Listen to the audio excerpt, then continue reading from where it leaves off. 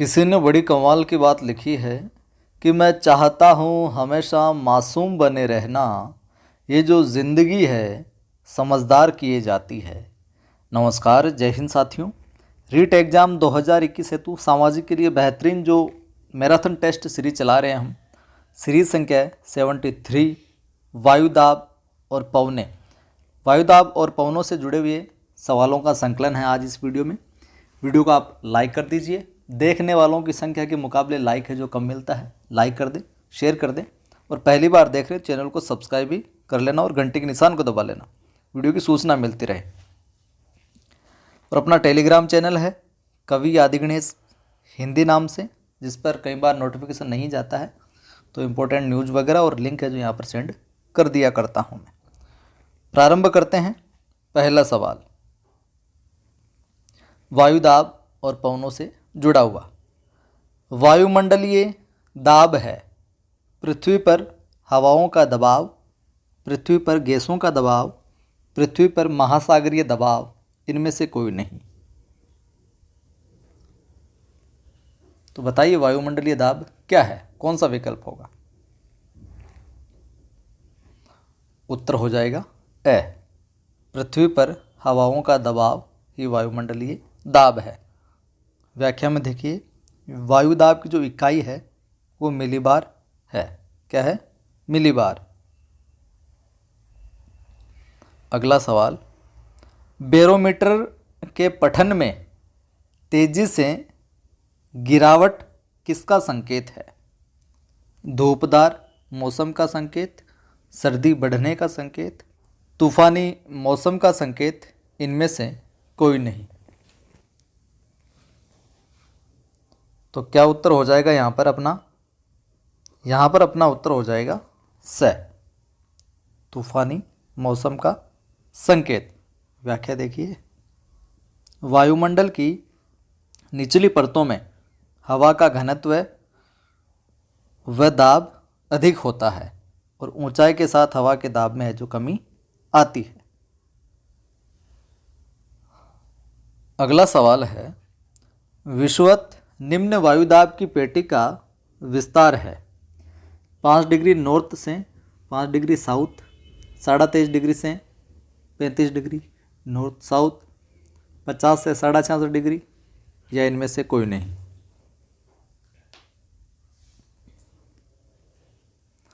उत्तर हो जाएगा ए। व्याख्या देखिए आप, यह निम्न वायुदाब का कटिबंध है।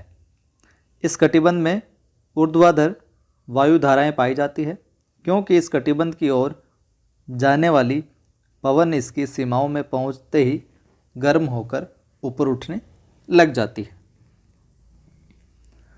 अगला सवाल है, विषुवतीय निम्न वायुदाब की पेटी के अन्य नाम है? डोलड्रम, शांत कटिबंध, तापजन्य न्यून वायुदाब पेटी, या सभी? तो जो विषुवतीय निम्न वायुदाब की पेटी है उसके अन्य नाम क्या हो जाएंगे? उत्तर हो जाएगा द। ये सभी है जो नाम है उसके। डोलड्रम भी कहते हैं, शांत कटिबंध भी कहते हैं। अगला सवाल है, उपोष्ण उच्च वायुदाब पेटी का अन्य नाम है, जिसकी जो क्षेत्र है वो 23.5 से 35 डिग्री नॉर्थ साउथ दोनों तरफ है। तो उपोष्ण उच्च वायुदाब पेटी का अन्य नाम है अश्व अक्षांश, डोलड्रम, केवल ए ब दोनों।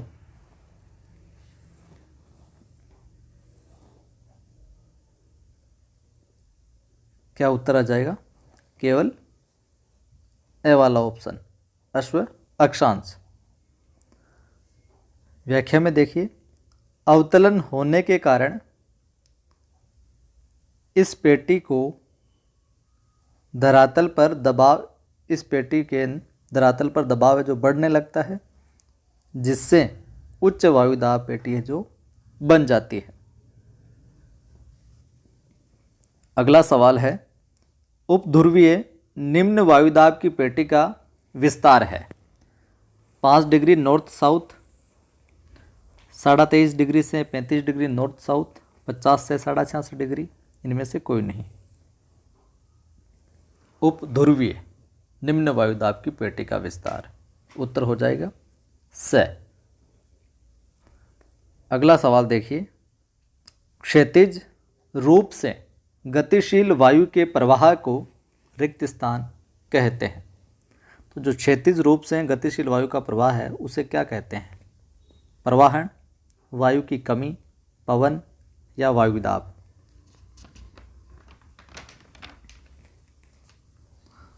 उत्तर हो जाएगा स, पवन कहा जाता है। और पवनें सदैव उच्च वायुदाब से निम्न वायुदाब की ओर बहती है। ध्यान रखिएगा, पवनें जो है सदा उच्च वायुदाब से निम्न वायुदाब की ओर है जो बहती है।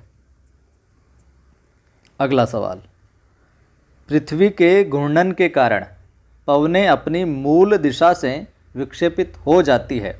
इस प्रक्रिया को कहते हैं कोरियोलिस बल, उत्प्लावन बल, व्यक्तिगत बल, इनमें से कोई नहीं।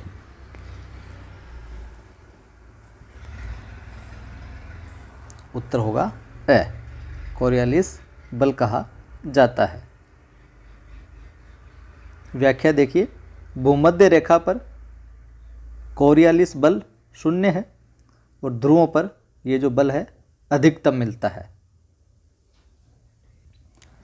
अगला सवाल है, जिस दिशा में हवा चल रही हो उस दिशा में मुंह करके खड़े होने पर पवनें उत्तरी गोलार्ध में दाईं तरफ और तथा दक्षिणी गोलार्ध में बाईं तरफ है जो मुड़ जाती है।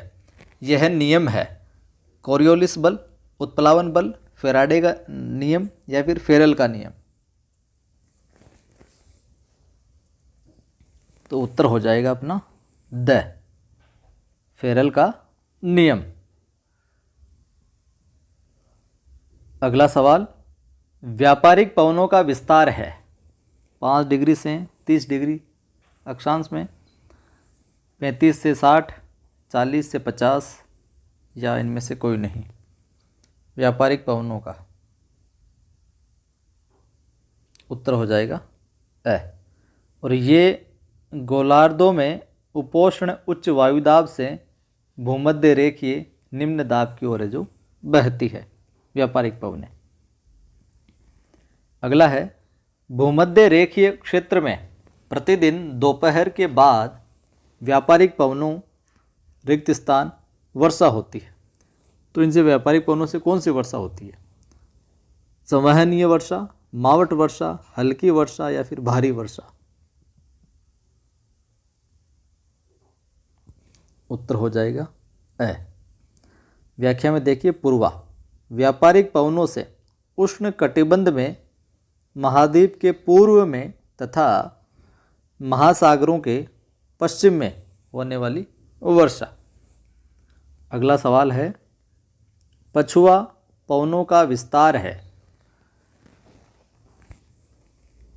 5 डिग्री से 30 डिग्री अक्षांश, 35 से 60, 40 से 60 या इनमें से कोई नहीं। तो कहाँ से कहाँ तक किन अक्षांशों के मध्य? उत्तर हो जाएगा ब, ये पछुआ पवनों का विस्तार है। और यह पवनें दोनों गोलार्धों में उपोष्ण उच्च वायुदाब से उपध्रुवीय निम्न वायुदाब की ओर जो चलती है। ये दोनों गोलार्धों की बात है, ठीक है, उत्तरी और दक्षिणी। अगला है, पछुआ पवनों को 40 डिग्री दक्षिणी अक्षांश के पास किस नाम से जाना जाता है? गरजती चालीसा, बरसती चालीसा, बदलती चालीसा या फिर संभलती चालीसा?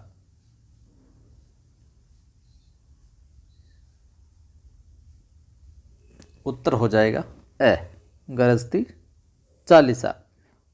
वहीं 50 डिग्री जो दक्षिणी अक्षांश के पास है जो इनको भयंकर 50सा कहते हैं, और 60 डिग्री के यहाँ पर इनको चीख थी 60। तो 40 डिग्री पर गरजती चालीसा, 50 पर भयंकर 50सा और 60 पर चीख थी 60। आगे देख लीजिए थोड़ी और व्याख्या। दक्षिणी गोलार्ध में स्थल का अभाव होने के कारण जो पछुआ पवनें हैं बहुत तीव्र गति से चलती है और इसलिए इन्हें अलग अलग नाम से जो जाना जाता है। अगला सवाल है, ध्रुवीय पवनें होती है उष्ण, शुष्क, अर्ध शुष्क या इनमें से कोई नहीं।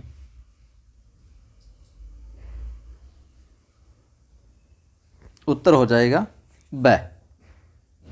व्याख्या देखिए आप, इन पवनों से वर्षा नहीं होती है। उत्तरी गोलार्ध में तीव्र गति से चलने वाली ध्रुवीय पवनों को नॉरिस्टर कहते हैं। अगला देखिए सवाल अपना, ऊपरी वायुमंडल में विषुवत रेखा से अश्व अक्षांशों के मध्य प्रवाहित होने वाली पवन कहलाती है। सामयिक पवन, अस्थायी पवन, प्रतिव्यापारिक पवन या ध्रुवीय पवन।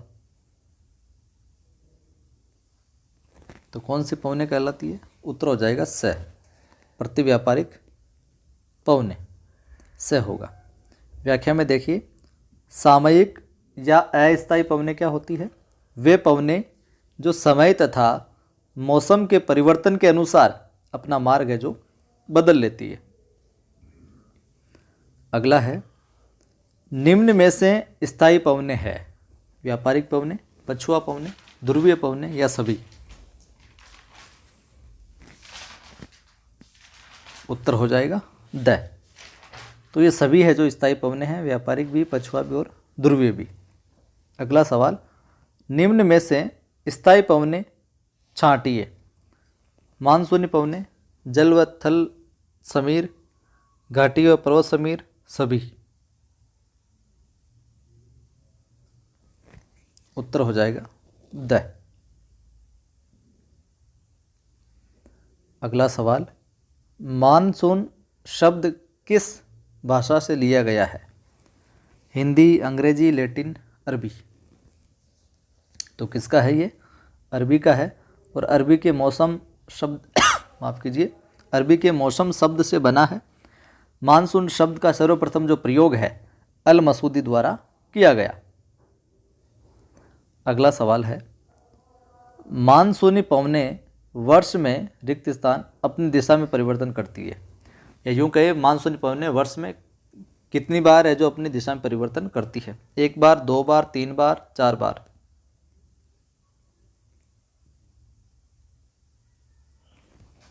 उत्तर हो जाएगा ब, 2 बार। तो अब देखिए वाक्य को, मानसूनी पवनें वर्ष में 2 बार अपनी दिशा में परिवर्तन करती है। उत्तर व्याख्या देखिए, स्थल का जो तापमान है अधिक होने के कारण वायुदाब है जो न्यून होता है।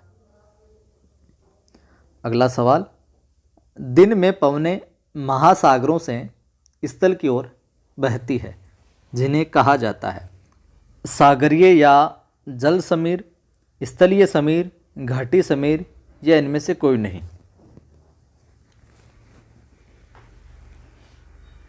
तो उत्तर हो जाएगा अपना अ। दिन में जो पवनें महासागरों से स्थल की ओर बहती है उन्हें क्या कहा जाता है? सागरीय या जल समीर। और दिन में स्थलों का वायुदाब जो है न्यून होता है और सागरों पर जो वायुदाब उच्च होता है। अगला सवाल देखिए आप, रात्रि में पवनें स्थल से समुद्र की ओर चलती है नाइट में, उनको क्या कहा जाता है? सागरीय समीर, जल समीर, स्थलीय समीर, घाटी समीर।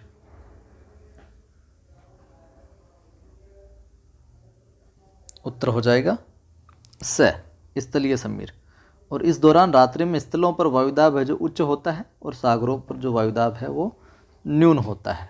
ठीक है, आगे बढ़ते हैं। अगला सवाल है अपना, जब वायु घाटी से पर्वतीय ढालों की ओर ऊपर उठती है उसे कहते हैं घाटी समीर, पर्वतीय समीर, सागरीय या इनमें से कोई नहीं।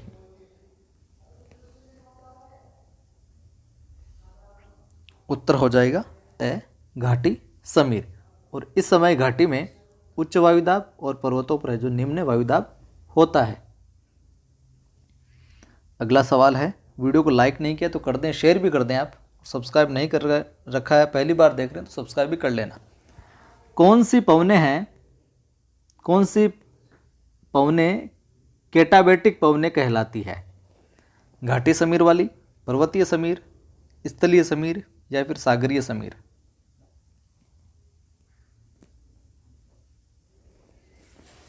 तो बताइए, उत्तर हो जाएगा ब। पर्वतीय जो समीर है वो कैटाबेटिक पवने है जो कहलाती है, और घाटी समीर को एनाबेटिक पवने कहते हैं। पर्वतीय को कैटाबेटिक, घाटी वाले को एनाबेटिक। अगला सवाल है, पर्वतीय समीर चलती है पर्वत से घाटी की ओर, घाटी से पर्वत की ओर, घाटी से स्थल की ओर, इनमें से कोई नहीं।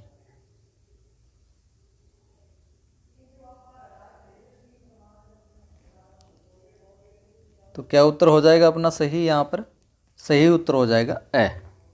पर्वतीय समीर है जो पर्वत से घाटी की ओर चलती है, और इस समय पर्वतों पर उच्च वायुदाब तथा घाटी में है जो निम्न वायुदाब होगा।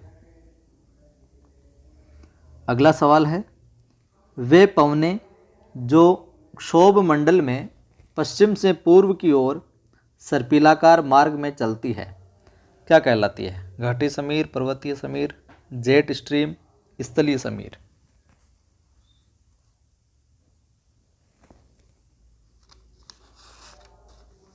तो क्या उत्तर हो जाएगा? उत्तर हो जाएगा यहाँ पर स, जेट स्ट्रीम। व्याख्या देखिए, ये पवने भारतीय मानसून की उत्पत्ति में सहायक है। कौन सी? Jet stream. इनकी खोज सेकेंड विश्व युद्ध के दौरान 1945 में बम वर्षक विमान V-29 के द्वारा की गई।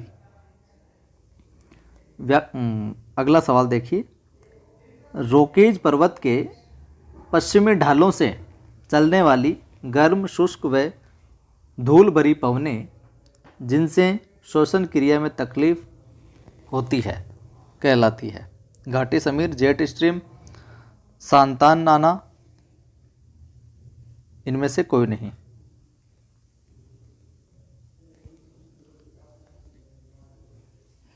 उत्तर हो जाएगा स, और यह पवनें कैलिफोर्निया का सबसे ज़्यादा प्रभावित करती है। किसको? कैलिफोर्निया को सबसे ज़्यादा प्रभावित करती है। निम्न में से उष्ण शुष्क पवने हैं चिनूक, सिराको, हरमटन, सभी। तो यहाँ पर उत्तर हो जाएगा द। ये सभी जो पवने हैं वो उष्ण शुष्क है जो पवने है।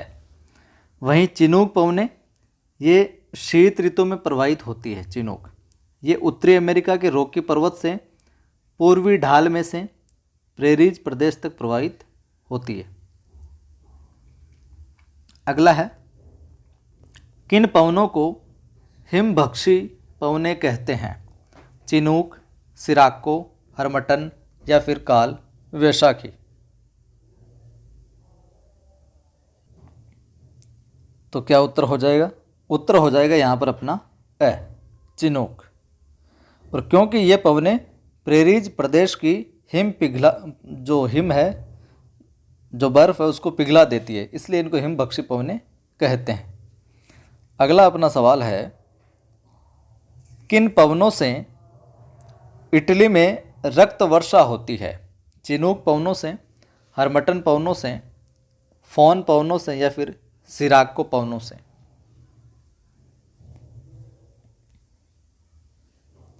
उत्तर हो जाएगा द। सिराको पवनों को स्पेन में लेवेश कहते हैं। जो सिराको पवन है उनको स्पेन में क्या कहते हैं? लेवेश कहते हैं। लीबिया में गिबली कहते हैं, और सहारा मरुस्थल में सिसुम कहते हैं इनको। अगला सवाल है अपना, सहारा मरुस्थल से गिनी तट की ओर चलने वाली उष्ण पवनें कहलाती है? हरमटन, फोन, काल वैशाखी या फिर चिनूक।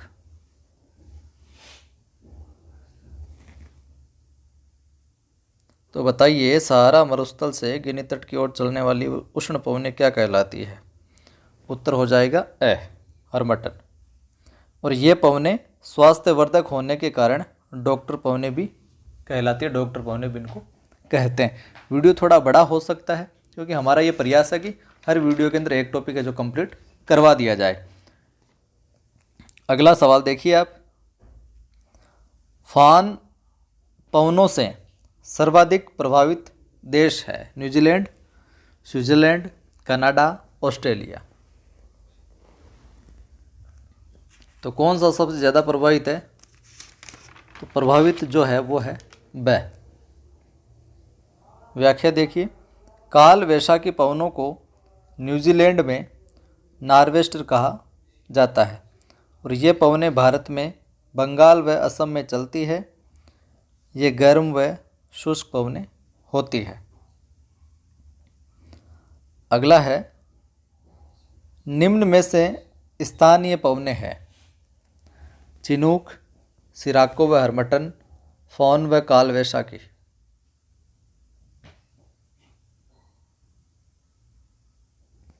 उत्तर हो जाएगा द। ये सभी है जो स्थानीय पवनें है। अगला है, निम्न में से ठंडी पवनें हैं? मिस्ट्रल, बोरो व पेम्पेरो, ब्लिजार्ड व परगा, सभी। यहाँ पर उत्तर हो जाएगा द। ये सभी है जो ठंडी पवनें हैं। मिस्ट्रल, बोरो व पेम्पेरो और ब्लिजार्ड व परगा। आगे देखिए, स्पेन व फ्रांस में इन पवनों के वेग से विमानों की गति प्रवाहित होती है। इन हवाओं के वेग को कम करने के लिए मार्ग में समकोण पर वृक्ष व झाड़ियाँ लगाई जाती है, जिन्हें साइप्रस के नाम से जाना जाता है। इस पूरे कथन का संबंध है किस पवन से है? मिस्ट्रल से, बोरो से, ब्लिजार्ड से या फिर परगा से? तो उत्तर हो जाएगा मिस्ट्रल पवन से। इनकी वजह से ही है जो विमानों की गति प्रभावित होती है। अगला देखिए, ये पवनें इटली को सर्वाधिक प्रभावित करती है। इन पवनों के प्रभाव से इमारतों की छतें उड़ जाती है। यहाँ कौन सी पवनों की बात है जो हो रही है? इस तरीके से सवाल है जो बनाए जा सकते हैं। बोरो, मिस्ट्रल, ब्लिजार्ड, परगा।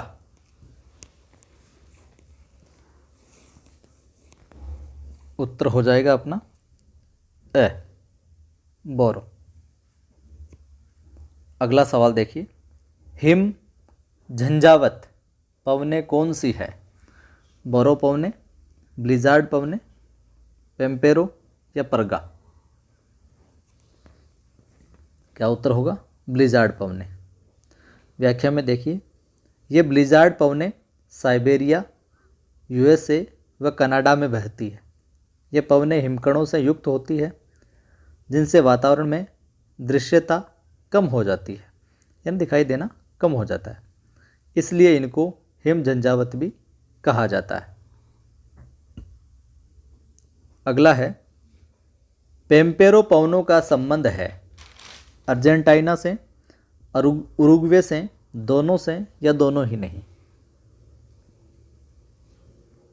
उत्तर हो जाएगा स। और परगा ठंडी पवनें रूसी टुंड्रा प्रदेशों में चलती है। अगला सवाल है, लगभग समाप्ति की ओर है इस टॉपिक के। निश्चित तापमान पर वायु की आर्द्रता ग्रहण करने की क्षमता कहलाती है? आर्द्रता संग्रहण, आर्द्रता सामर्थ्य या परगा? उत्तर हो जाएगा स। क्या हो जाएगा? स, आर्द्रता सामर्थ्य। व्याख्या देखिए आप, वायु में उपस्थित जल वाष्प की मात्रा को आर्द्रता कहते हैं। वहीं जो ये संतृप्त वायु है वह वायु जिसमें उसके आर्द्रता सामर्थ्य के बराबर आर्द्रता उपस्थित हो। अगला सवाल है, जल का जल वाष्प और जल वाष्प का जल में बदलने की क्रिया कहलाती है? संघनन, संतृप्त वायु, आर्द्रता, हिमांक? उत्तर हो जाएगा संघनन। अगला सवाल देखिए, जिस तापमान पर जल वाष्प जल की छोटी छोटी बूंदों में परिवर्तन होता है उसका वो कहलाता है हिमांक, ओसांक, संघनन, विघटन। उत्तर है ओसांक। और जिस तापमान पर जलवाष्प हिमकणों में परिवर्तित होती है वो हिमांक कहलाता है। अगला सवाल है, निम्न में से किसमें दृश्यता कम होती है? कोहरा, धुंध, दोनों में बराबर।